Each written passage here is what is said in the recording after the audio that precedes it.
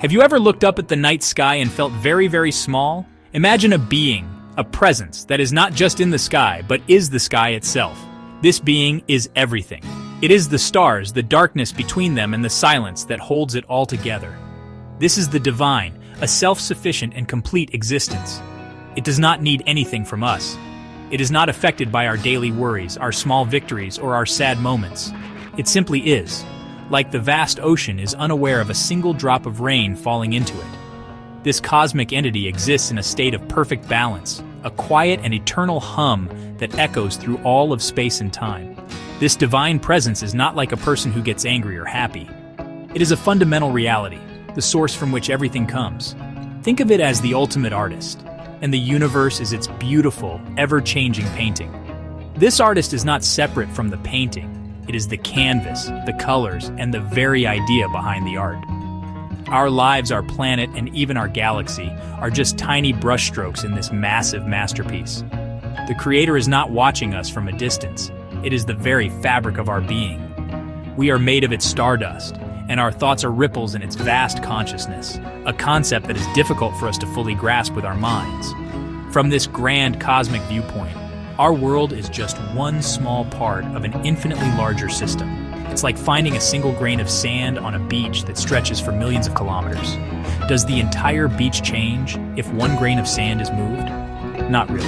In the same way, the grand cosmic order is largely untouched by the events that happen on our little planet. This is not to say that our lives are meaningless. It just means that their meaning exists within a much larger context, a grander story that has been unfolding for billions of years and will continue for billions more. So, where do we fit into this picture? We are the universe experiencing itself. We are the part of the cosmos that has become aware. We have the ability to look up at the stars and wonder about our own origins. This is a special and unique gift.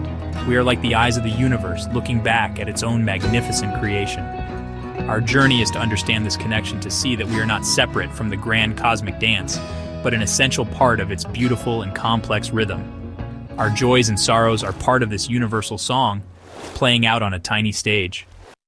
In many ancient cultures, people tried to understand the universe by looking at its patterns. They saw that everything seemed to have two sides. There is day and there is night.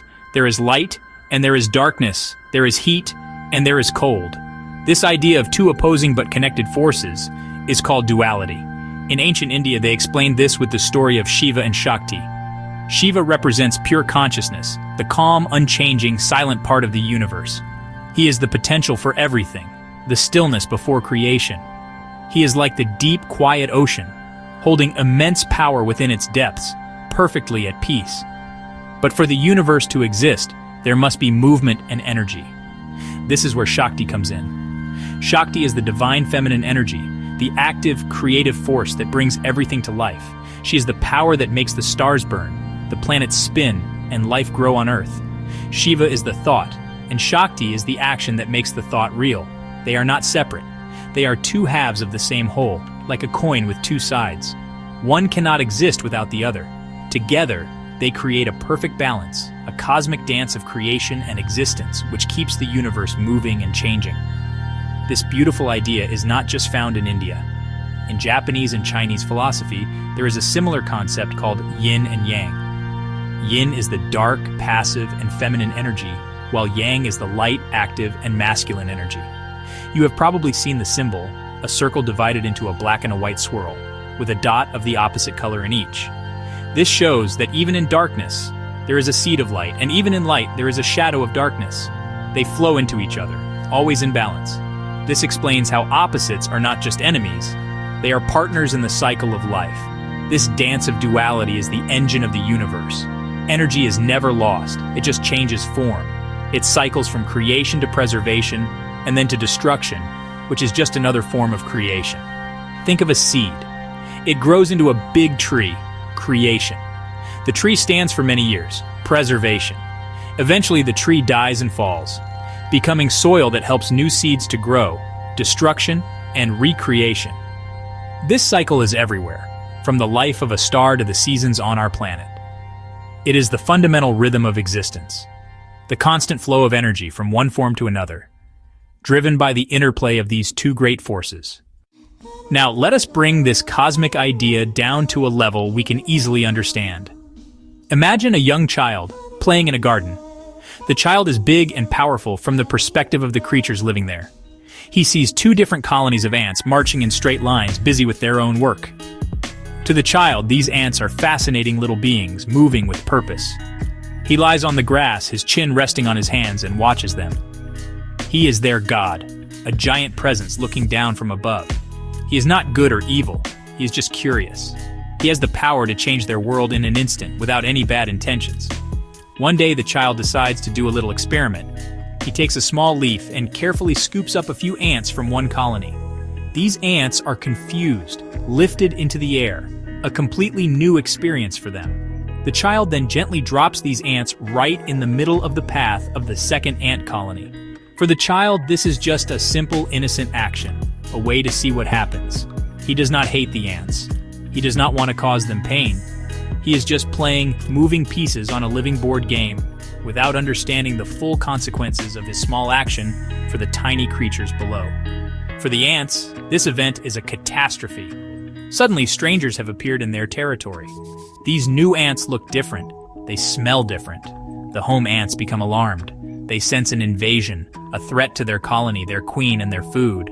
Their peaceful world is shattered. They don't know that a giant child put them there. All they know is that their home is under attack by outsiders. The confusion quickly turns into fear, and fear turns into aggression. The ants from both groups begin to fight. A chaotic and desperate struggle for survival, all because of an action they cannot comprehend. From the child's perspective, this tiny war is just a curious spectacle. He can see the whole picture. He knows there is no real reason for the ants to fight. He knows they were moved by an external force they are not aware of. He can see both colonies and understands that they are all just ants trying to live their lives. But the ants cannot see this. Their world is small, limited to their path and their colony.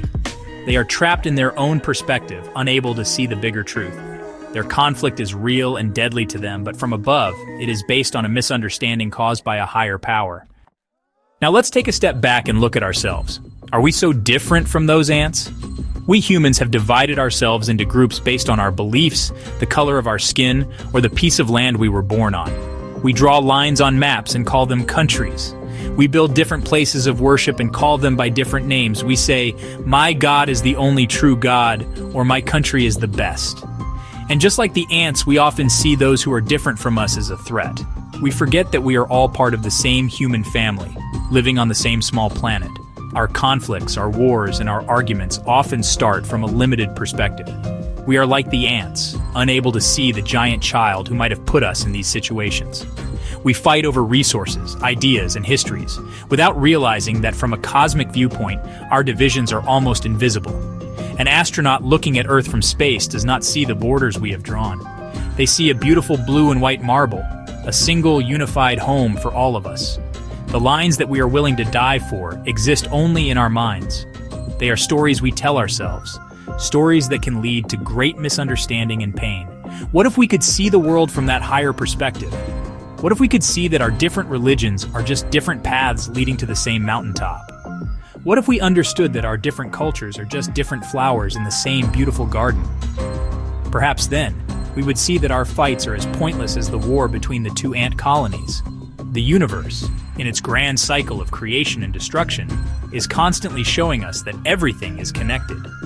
We are all made of the same stardust, powered by the same cosmic energy, living on the same tiny speck of dust. This does not mean we should stop caring about our lives and our problems. It means we should try to see them in a larger context. By understanding our place in the cosmos, we can start to see the unity behind our differences. We can learn to be more like the curious child, watching with wonder instead of fear. We can choose to be less like the fighting ants, trapped in a small view of the world. The universe is vast and mysterious, and we are its children. Perhaps the greatest journey we can take is the one that leads to understanding, compassion, and the simple, powerful truth that we are all in this together.